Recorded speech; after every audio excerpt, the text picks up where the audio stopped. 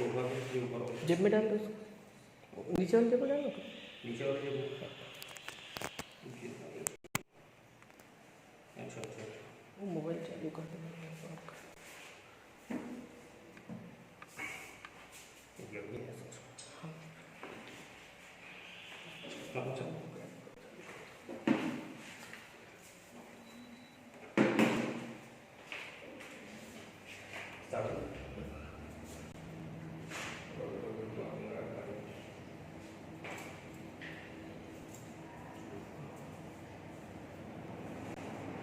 Dear students, you have been studying English for the last 9 years or say more than that. Even in pre-primary classes you have come across English. And there are two different views about grammar. As I have noticed, some students even tell me that sir, some teachers say grammar is very important, or some other people whom we come across, they tell us that English is literally, grammar especially, is not so important. So, which view should we follow? Is it English that's very important, especially grammar? Is it really important? Or even without grammar we can survive? So remember, both the views are right. Grammar is of utmost importance, this is really right. In the same way, when others tell you that this is not going to be a part, literally an important part, so they are also right. How can both of them be right? Remember, let's see.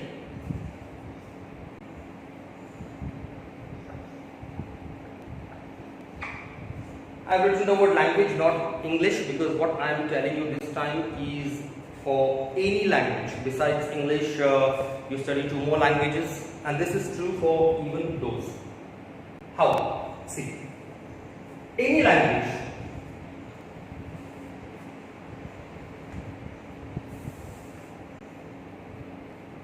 has 2 parts. One is spoken, and another one is written. Both the parts are important for your exam point of view. Spoken has got 20 marks, while written has 80 marks on it. You all know it well. Now, when the matter comes to spoken language, any language, as I have said, this is not true for English, and that is why just English is not written here, the word written is language. For any language, that may even be your mother tongue, whatever it is. Spoken and written, 2 forms. For spoken English, grammar is really not very important, and that is why you will see even an illiterate person can speak. One doesn't even know ABC or grammar can also speak. In fact, spoken language is just imitation of sound. What we come across, what we hear, we say the same thing. Actually, we imitate the sound only, and that is why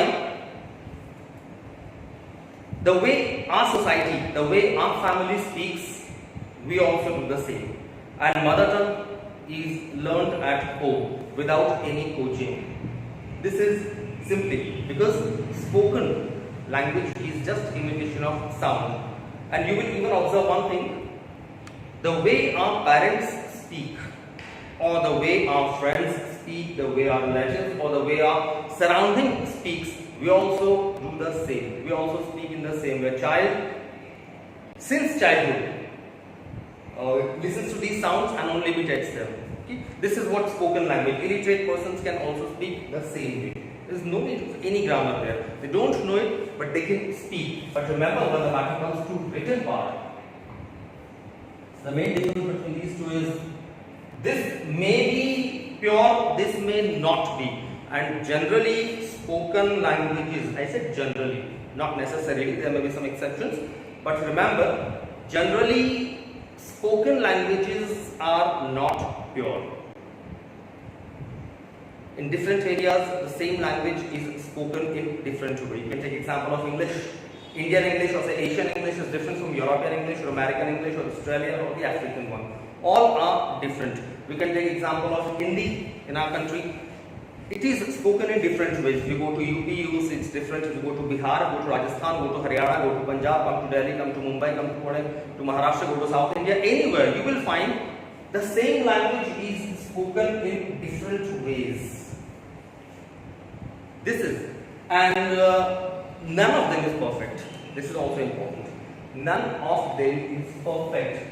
A spoken language mostly, not necessarily as I previously said, mostly is impure. And the reason behind this is a language that accepts most of impurities flourishes, and a language that does not accept impurity does not flourish later on. We have seen such languages, and later on these languages are associated with religion only. We take example of Sanskrit, we take example of Pali, so many languages are there. Latin, even Europe, they did not have impure form.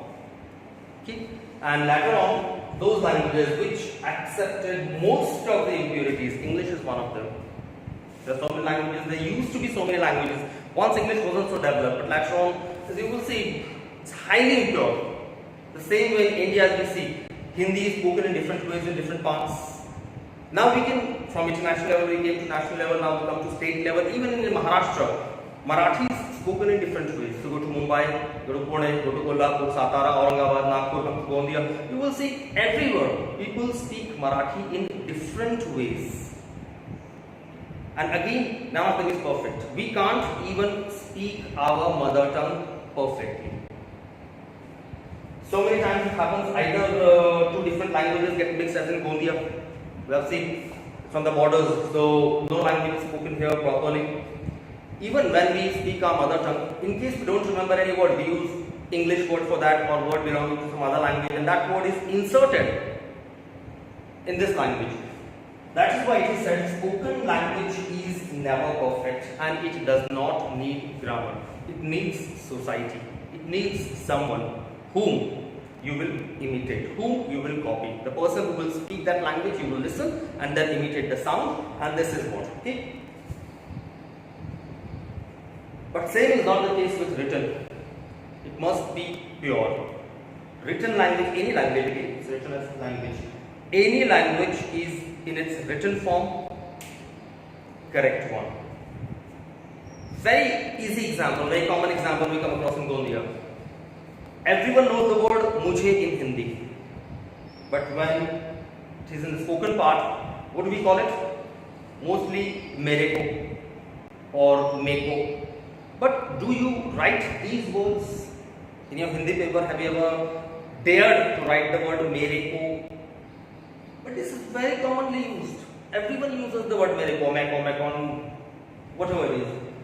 So this is what the difference. No one raises any objection when someone speaks a wrong way, but when you write it like this, it will not be accepted, and this is true for any language. I gave an example of Hindi. It's easy to understand.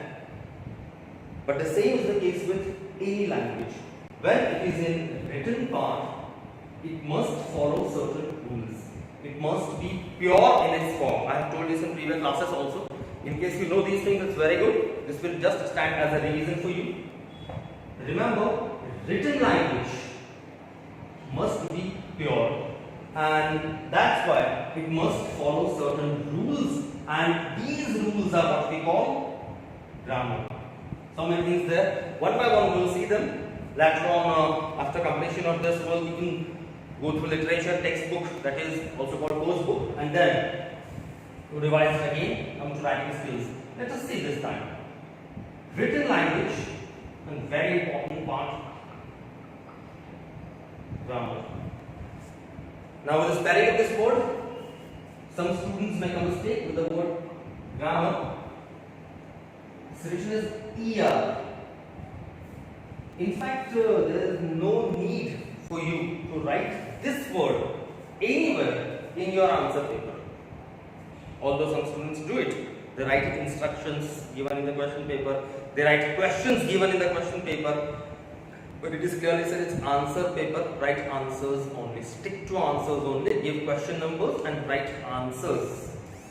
By writing instructions, by writing question, you are giving a very bad impression, and you are only investing time that's very important, 180 minutes, and that's every minute is important, every moment is important. Don't waste it in writing questions. Don't waste it in writing instructions. Stick to answers. Give proper question number. Write answers. This word, as I see, it's Students write this word many times. ER is a very bad intention. When something that should not have been done, you do it, and then it's wrong. This is what most of the values or examiners consider as acting over smart. Something that was not needed, you do it, and do it in a wrong way. So this is very rarely I think. Most students know it. So grammar has an important role to play in the written part. In spoken part, sentence may be grammatically right, may not be right, no one minds it. We even, when we speak our mother tongue, is not pure. We insert different words of other languages, or there are so many mispronunciations. Let's see this. People who focus spoken part of a language will tell you that grammar is very non-important and that really is not very important in spoken part. But when it's written part, grammar is really important, and we study this only for this written part, because you can't write in a shabby way. Okay. Now when we study grammar, you have already studied this in earlier classes. We'll see some parts, definitely important parts. The first thing I have to say, students even have some problems with it. Actually, part of speech. You all know there are 8 and as well parts. Different parts of speech. When you write the word parts of speech, what is exactly speech? Is this speech? Actually, the word speech comes from the word speak. S-P-E-A-K. Speak, its noun is speech. Bhashan. But is this about bhashan? No. The word speech here stands for language. A part of language, to say an essay, smaller unit, paragraph, further smaller unit, sentence, further smaller unit, word. Words are differently divided, and that is part of speech. This is even called like Shabdancha Jati or Shabdon ke bhed in Hindi part. Parts of speech, you all know there are 8 parts. We'll see them in nutshell. We'll go fast. This is not something before.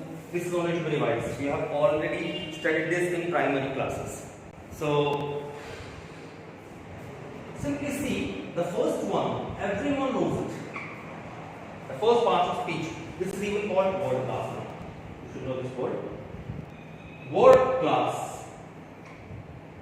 So, if there is an instruction in the paper, identify word class of the underlined word. So we should know word class means exactly what. It is the same as part of speech. Word class. Noun is the first word class, and everyone knows that. Noun known as Sangya in Hindi, Naam in Marathi.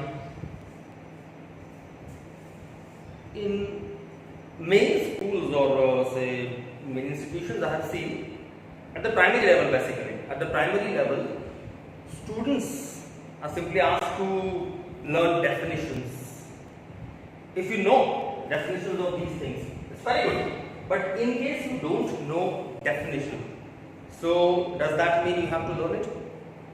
No. Remember, definitions do not play a very important part here. You should simply know what it is.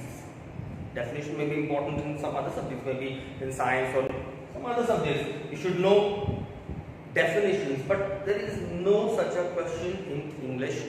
Define noun or define word class or define clauses or define voice, define clauses. No.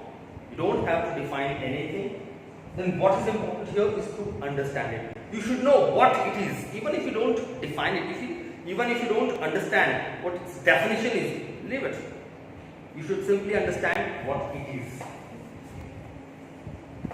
Understanding is always better than only defining. Remember, there are many things we can't define. This is a board. You can define it, but you understand by the word board. You all know what is board. If I say pen, marker. This is a pen. So, can we define? 3 Idiots had such a scene. Bookish definition.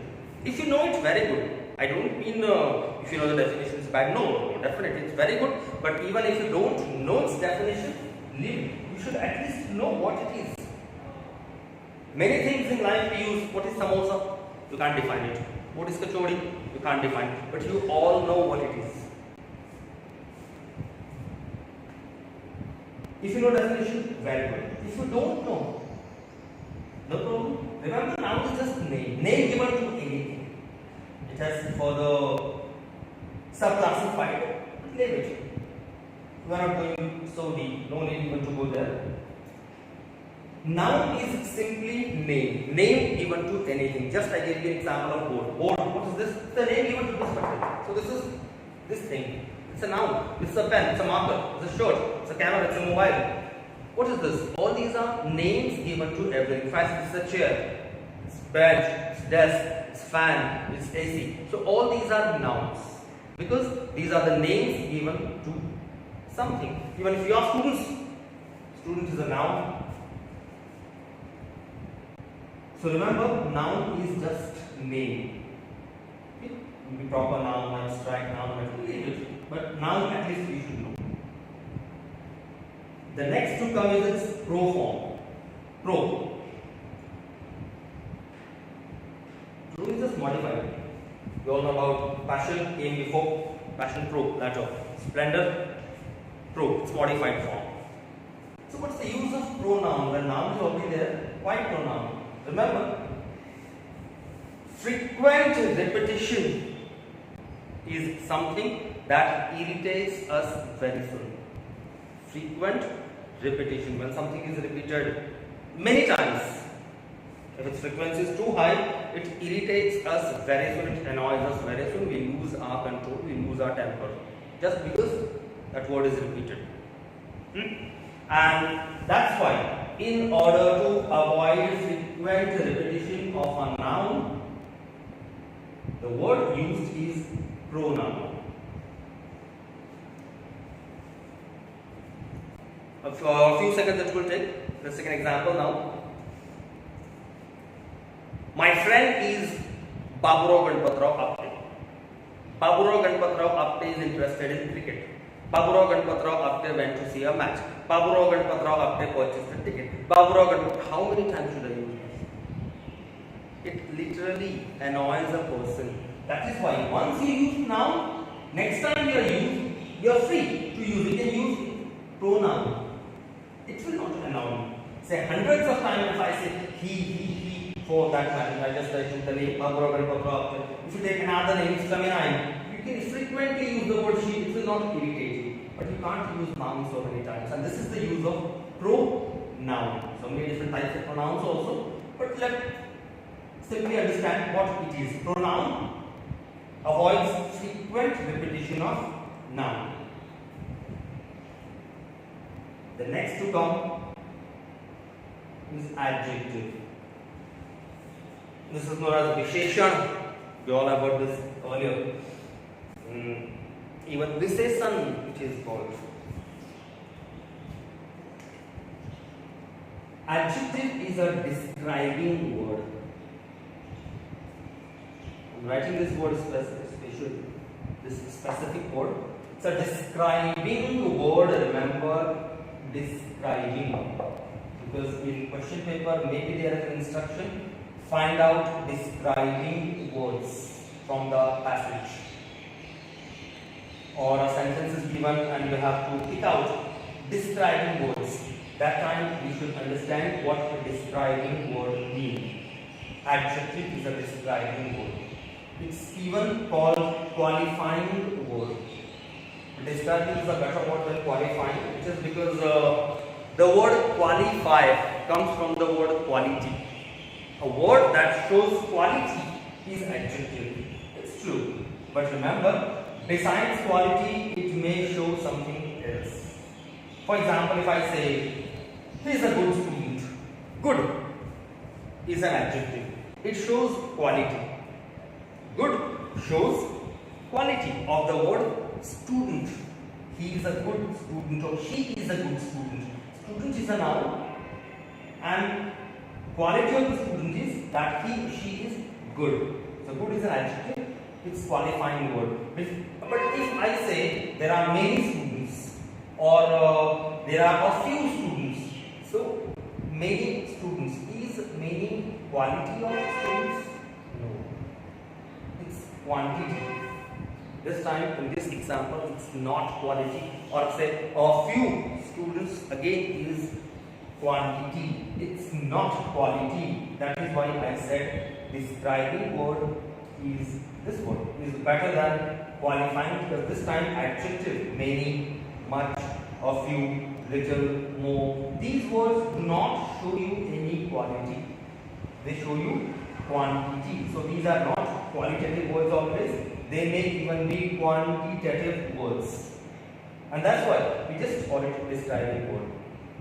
If I say there are 40 students, so again students is now 40, shows a number. And here as a number, once written as a word, it is an adjective, because 40 tells you number of students, 40 students, number of students. This time it's neither quality nor quantity, it's just number. So this is numerical adjective.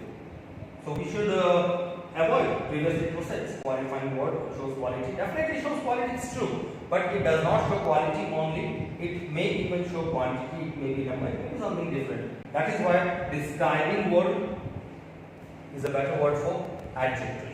Okay? The next one is verb, and I am separately writing it because this is the most important. Verb is the most important word class. A sentence cannot be framed without verb. Remember, this is heart and soul of the sentence. Verb. Without a verb, the sentence cannot be even imagined. In spoken part, it's possible to frame a sentence without verb. But remember, actually, it's not sentence. It's just like when someone asks you your name, they give just one word. That word is noun. But remember, it's not a complete sentence. When the same sentence you are asked to change narration to indirect, you will have to imagine the sentence and then change its narration. That is why, remember, sentence cannot be framed without verb. We'll study this separately. This is the most important word class. So at the end, let's see these in nutshell, and then we'll come to that. Next to come is an adverb. In fact, this is made up of two different words. Adverb. This is just like adjective after noun and pronoun. Noun, pronoun, and quality, quantity, whatever. About these two, they too are described by adjective. The same way, third and fourth, both are modified by this. Adjective and verb. In short, adverb. The real name is adjectival verb. This is its full name. In short, it's written like adverb. Adjectival. Adjective of the word adjective itself is adjectival. Adjectival verb. That is adverb in short. Generally, again, not necessarily, generally, adjective plus ly is adverb. Generally. Just say beautiful is an adjective, beautifully. Powerful, powerfully.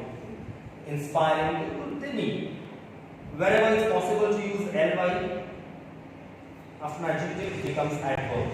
But in case adjective itself has a word ly, like friendly, elderly, so there will not be another ly. There will be no ly. Remember, most of the adverbs are like this. Otherwise, I was like very, two. Such words are adverbs. In fact, adverb modifies either an adjective or a verb. He is a good student was the sentence we used here. Now we say, he is a very good student. This time student is a noun. Good, adjective, good comes for students, good student. And very, very good student. Adverb comes for adjective, very good. Very does not directly come for student. You can't say he is very student, no. He is very good student. This is mutual relation. This is interrelation between an adverb and an adjective. Very good. It's too hot. Too. Adverb. Hot is an adjective. Okay. So adverb are these words. The next.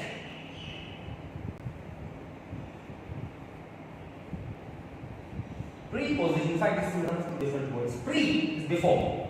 Position. Although the word is position, preposition. It is written before the position of the second part of the sentence. Remember, Whenever in a sentence, suppose here is a sentence, and here comes the word preposition. Here it is. So the work of preposition is simply to show the relation, interrelation between the part written before and the part written later. And it is written before the position of the second part. So it is preposition. Anyway, how these two parts are interrelated. I am in the class. This example I have given in earlier classes also. This is very easy to understand. If I say in the class, so I and class, what's the correlation? That I am in, my position is in the class. If someone comes into the class, his position is different from mine. I am already inside. So I am in, someone comes into. This is over. I am near or away. All these are prepositions. My position, you is away, near the camera. All these are prepositions because in fact relative position of the second with the first. This is what we mean by preposition. Anyway, we will see it later in details. This time I'm just giving you a short intro of these words that you already know. Let's just see. In details we will see that. Junction is link, linking. Conjunction is a joining word, is a linking word. A word that links two different parts of a sentence. A word that links to different sentences. A word that may link to different clauses of a sentence. What it may even link to different words. This is a linking word. Conjunction is a very important role to play. Later on we will see types of conjunction, especially when in latter part we will study simple, compound, complex sentences. That time role of conjunction is very important. It has two parts: coordinator, subordinator. Coordinators are used in compound sentence. Subordinators are used in complex sentence. We will see it later. But at least conjunctions are linking words, joining words. And the last one is interjection.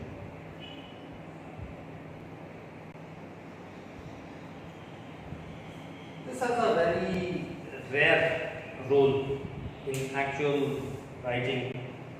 Interjections are this spontaneous reaction of a person when we are not prepared for something and something happens. Either it may be something happy or something very tragic. Our immediate reply is interjection. If something hurts, it's ouch, it's ooh. All these are interjections. It was like, wow. You can't plan these words previously. You can never think that exactly at 9:45 I will say this word. Wow. No. Let something happen. And these are always unplanned words. They are used in every language. Even our mother tongue have interjections. And they are never planned. Most of the interjections are followed by sign of exclamation. Exclamatory mark is there. Simply because they are sudden. This is a spontaneous reaction of a person. Spontaneous, on the spur of a moment. You don't plan them. So this is what interjection. And now let us come to the most important one, verb.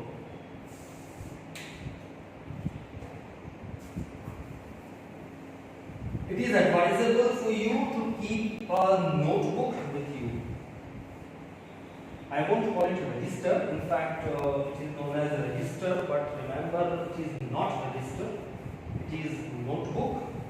It may even be long notebook. This is what I just told you about spoken language.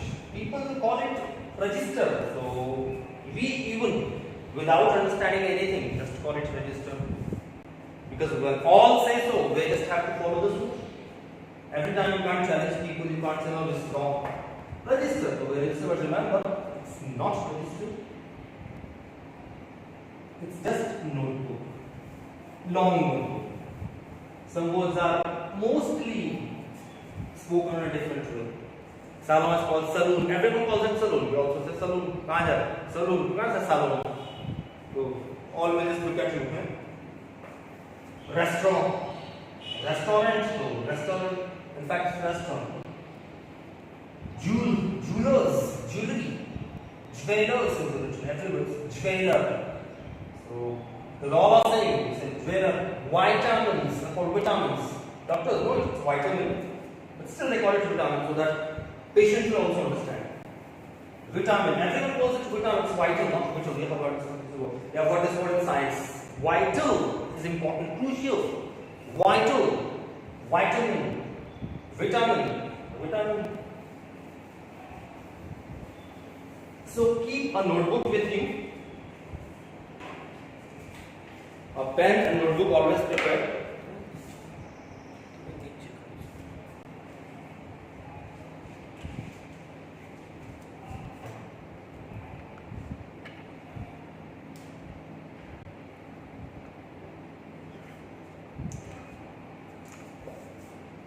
Now let's see verb. Verb is known as kriya. This is what it's called. Kriya in Hindi and kriya pad in Marathi. That's why I wrote the word language there, not just English. Because this is true for other languages as well. And besides English, you study 2 more languages. Let's see. It's verb, kriya or kriya pad. And simultaneously go on noting it, taking it down.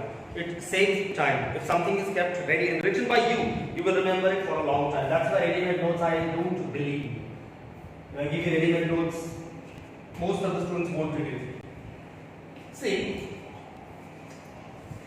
verb. First,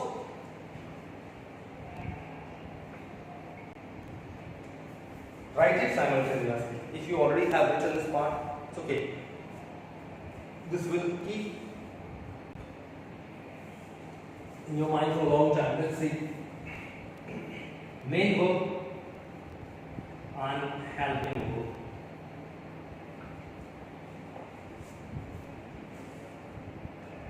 मुख्य क्रिया, सहायक क्रिया, ये जो statement Hindi और Marathi also. Main verb is always an action word. Action. Okay. For example, you all go to schools, you go to market, you go wherever. Go. Okay. Eat, sing, all these are actions. Going is an action, eating is an action, singing, drinking. If I am speaking, you are listening, you are looking and standing. All these are actions. Kriya.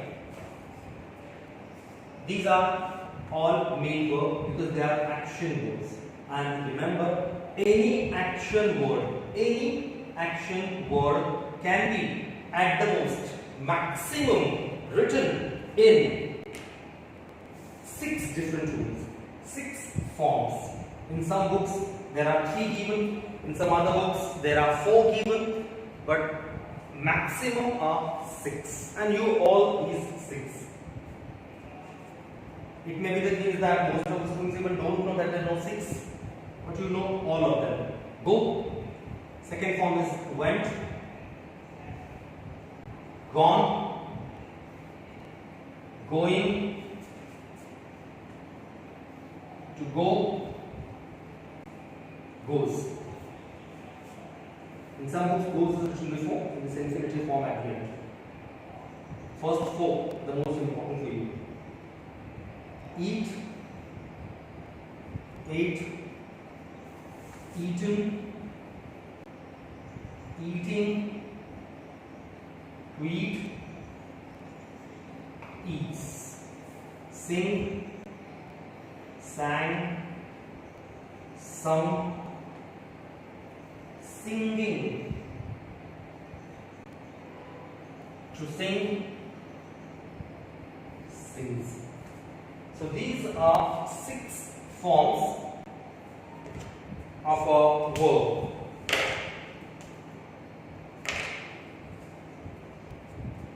Now at the beginner's level, remember At the beginner's level, because we have just started this as the first class today.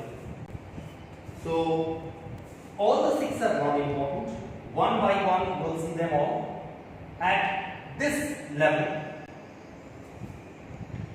the last 2 we'll see them. This is used in tense, especially when third person singular number is subject to present tense. That time S is used. We'll see later when we study tense. These are infinitive form. Infinitive comes from the word infinite. Form of verb. We'll study it later. We'll be studied separately. At this moment, the first 4 forms are important for us. Now remember, for easier understanding, what I said is, for easier understanding, we divide these forms. Maybe this thing is not given in books, but remember, not necessarily whatever is given in book only should be followed. You may have your innovative ideas, you may have different ways of learning a language. You can learn from book definitely, but it's not the only source. There are other sources, you may use language from there also. This may not be given in books, but it will make us easy to understand. 4 forms. First 4, there are 6 forms below. I just write 2. 4 forms. First 2, first and second, we should consider them as strong forms of verb. These 2 are strong forms. Remember, I did not say strong verb or weak verb. I did not say so. I said strong forms of verb. And these 2, third form and fourth form, these 2, we consider them as weak forms. Now let's see. What is strong form? What is weak form? In fact, third and fourth, these 2 forms are participle forms.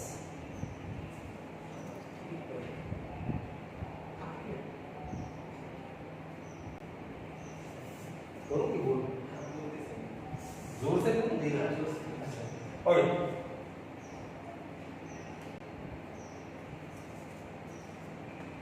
Third and fourth, these 2 forms now, by the way, they are known as participle forms. You all have heard about this participle form. Third one is known as past participle, and this is present participle, even known as ing form of verb. For easier understanding, I have even seen students calling it ing form. Okay, this is present participle, past participle. Third one is past participle, fourth is present participle. Both are participle forms of verb, and these participle forms of verb are known as weak forms. We call them weak forms, and these 2 are strong forms. First and second. This is first form of verb. This is past tense. V2. It's called V1, V2, V3, V4. V2 is past tense. V3 past participle. V4 present participle. These 2, 3 and 4 participles. This is past tense, first form, V1. Original form is even known as root form, root verb. Okay. When we have called this strong forms, why they are called strong forms? These 2 are weak forms. Why are these words given to them? Remember, we call them strong forms because they don't need any helping verb. They don't need any help. While participles in a sentence need extra word, they need a help. That is why in a sentence you will always see participle forms, third and fourth form of a verb with helping verb. Because they are weak forms, they need help. These 2 are strong forms, they don't need any help. They are strong, they are well capable of balancing a sentence. But again, be careful of what I have said. I have not said, I repeat, I have not said that a helping verb cannot be used with these two. No, I have not said this. I just said these two don't need a don't need a helping verb because they are strong forms. They are already strong, so they don't need it in normal cases. But later on, can we use with them? Can we use a helping verb with them? We'll see it later. But at this level, we should know they don't need any help. These two, because they are weak forms, they need a help. You can even take easier example. So I go to school, I went to school, but I gone to school is wrong. I going to school, again you know it's wrong. Something is missing.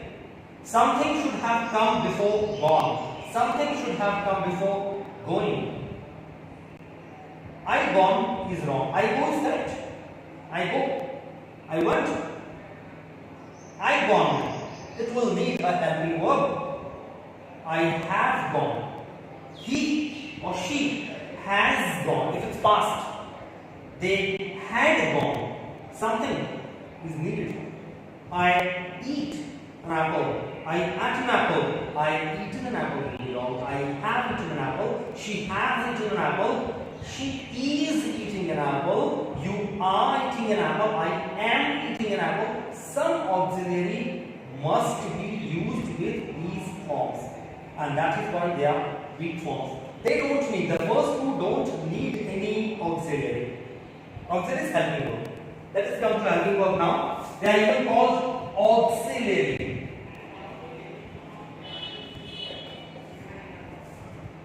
In some instructions, you will even come across the word auxiliary.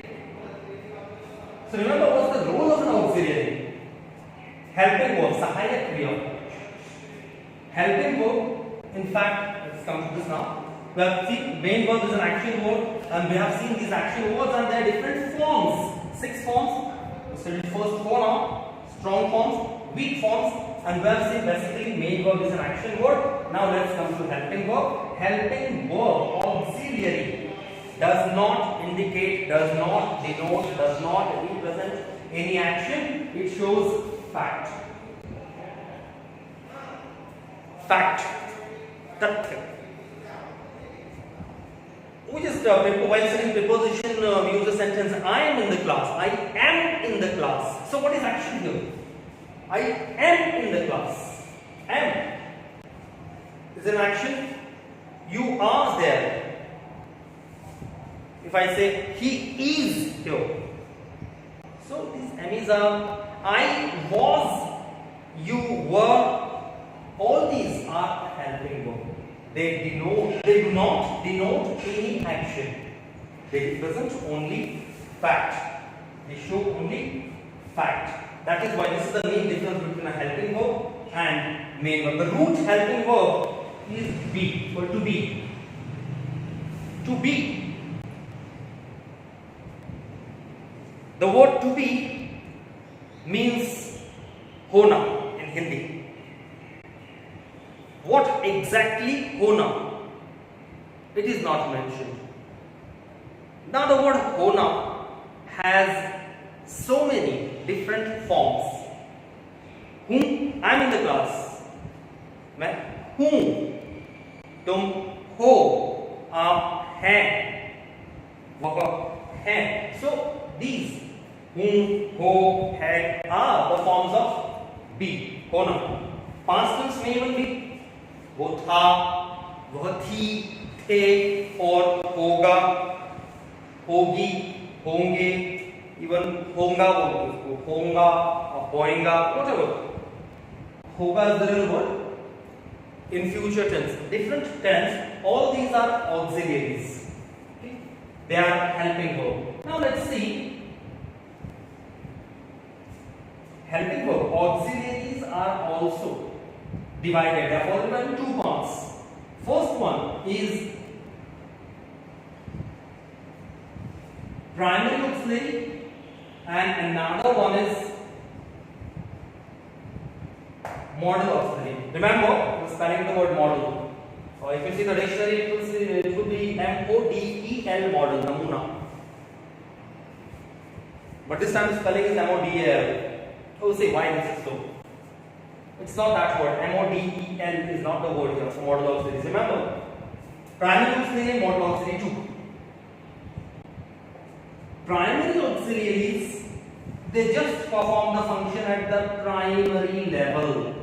The primary function of a helping verb is to help weak forms of verb. We have seen weak forms of verb need auxiliary, need a help, and this help is provided by helping verb. But what type of helping verb? Primary helping verb, primary auxiliaries. They are what we use right now. M is a past tense of am and is, was, past tense of are, were. This is the transition is verb. Where is even known as where, but this is actually verb. Past tense of am is, was, are, were. Future tense shall, will. Then you got shall. Then there are have, has, had, do, does, did. These are primary auxiliaries. Sorry. One thing I just made this. In fact, shall and will. These are model auxiliaries. I was just thinking of Hindi translation. I just told you about hai, hu, honge, all that. So this future tense, by mistake I wrote here, but it is am is are, was were, have has had, do does did, shall and will are primary model auxiliaries. We'll see them later, but these are what used to help weak forms of verb. Okay. Now let us see primary auxiliaries.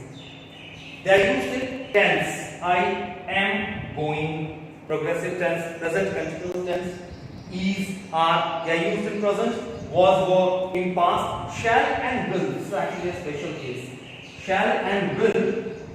They are model auxiliaries, and model auxiliaries are mostly not used in tense. But this is an exception.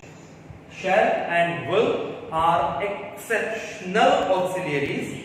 They are used in future tense. We'll see it later. Why is it so? When model auxiliaries are not used in tense, then why shall and will are used in tense? We will see it later when we come to tense. But remember, they are used in future tense, and future tense actually was added later to already existing present and past. Okay, now we come to model auxiliaries. As we have seen, the first two, shall and will, are model auxiliaries. Should, very similar to should is ought to. Would, very similar is used to. Some others like can, could, may, might, must, then have, has or had to. By the way, this is not complete list. There are so many. We are simply studying those which are very commonly used. There are some more as well. I will mention them. But those which are of some use to us, they all are written here. Okay? In the later classes, we will continue with whatever this is. But remember, keep this noted. Keep it written. This thing, even if you have understood, in case you have understood, it's very good. But don't think that your memory will always help you. Be confident, but don't be overconfident. So, if you want this thing, if you find this important, write it down. I always advise students to take it down. When I am writing it, go on writing. You can write at the same time, you can listen to at the same time, you can see at the same time, you can understand at the same time. Be multitasker. You must be. If you go on writing simultaneously, it will save time, and that is definitely very important. We'll continue in the next classes.